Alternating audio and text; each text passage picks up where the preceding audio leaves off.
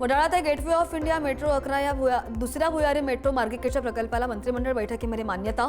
प्रकल्पासाठी 23,487 कोटी 51 लाख रुपये खर्च मंजूर। मुंबईमधील लोकल गाड्यांमधील अपघात टाळण्यासाठी लवकरच सर्व लोकल वातानुकूलित करण्याची मुख्यमंत्री फडणवीसांची घोषणा। 238 एसी लोकल खरेदीसाठी मंत्रिमंडळाची अखेर मान्यता।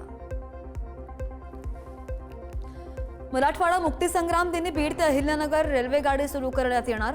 अनेक वर्षांपासूनचे बीडवासियांचे रेल्वेचे स्वप्न पूर्ण होणार। उपमुख्यमंत्री अजित पवार यांचा निर्णय। 3 वर्षांनंतर मुंबई उपनिरीक्षक पदांसाठी खात्यांतर्गतची परीक्षा पुन्हा सुरू। राज्याचे गृहमंत्री देवेंद्र फडणवीस यांची परवानगी। 25% पद भरण्याचा मार्ग सुद्धा मोकळा। राज्य सरकारने कामगारांच्या कामाच्या तासांमध्ये केली प्रचंड वाढ। 9 ऐवजी कामगारांना यापुढे 12 तास काम करावं लागणार। आठवड्याच्या कामकाजाचे तास 48 तासांवरून 60 तास होणार। एपीएमसी प्रशासकांनी कुठलेही धोरणात्मक निर्णय घेऊ नयेत। मुंबई उच्च न्यायालयाचे निर्देश। एपीएमसीला राष्ट्रीय बाजार ठरवण्याच्या प्रकरणाची पुढची आणि अंतिम सुनावणी 11 सप्टेंबरला होणार।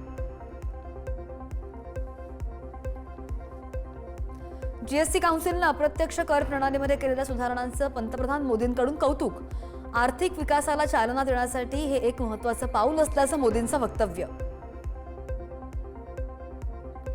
नंदुरबार जिल्ह्यामध्ये शरद पवारांच्या राष्ट्रवादीला भाजपचा धक्का। राष्ट्रवादीच्या महिला जिल्हाध्यक्ष मंजुळाताई पाडवी यांच्यासह शेकडो कार्यकर्ते आणि पदाधिकाऱ्यांचा भाजपात प्रवेश। संजय गांधी निराधार आणि श्रावणबाळ योजनेमधील दिव्यांगांच्या अर्थसहाय्यामध्ये 1,000 रुपयांची वाढ। लाभार्थ्यांना दरमहा 1,500 ऐवजी आता 2,500 रुपये मिळणार। मंत्रिमंडळाच्या बैठकीत दिव्यांग बांधवांचा नवा निर्णय। पुणे मेट्रोवरील बालाजीनगर बिबवेवाडी आणि या 2 नवीन स्थानकांना मंजुरी।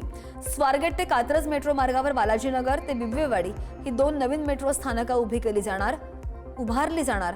मंत्रिमंडळाच्या बैठकीमध्ये मान्यता। मुंबईमधील वांद्रे पूर्व येथील उच्च न्यायालयाच्या नवीन संकुल बांधकामाच्या खर्चाला मान्यता। मंत्रिमंडळाच्या बैठकीत प्रकल्पासाठी 3,750 कोटी रुपयांची तरतूद। मराठा आरक्षणाच्या जिआरवरून ओबीसी समाजामध्ये संभ्रम। मंत्री छगन भुजबळांकडून ओबीसींना शांतता पाळण्याचं आवाहन। वेळप्रसंगी न्यायालयामध्ये सुद्धा जाण्याची दर्शवली तयारी।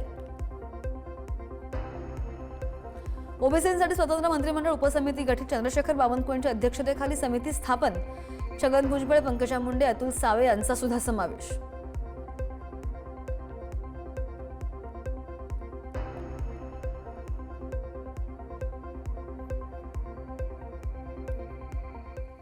Thank you.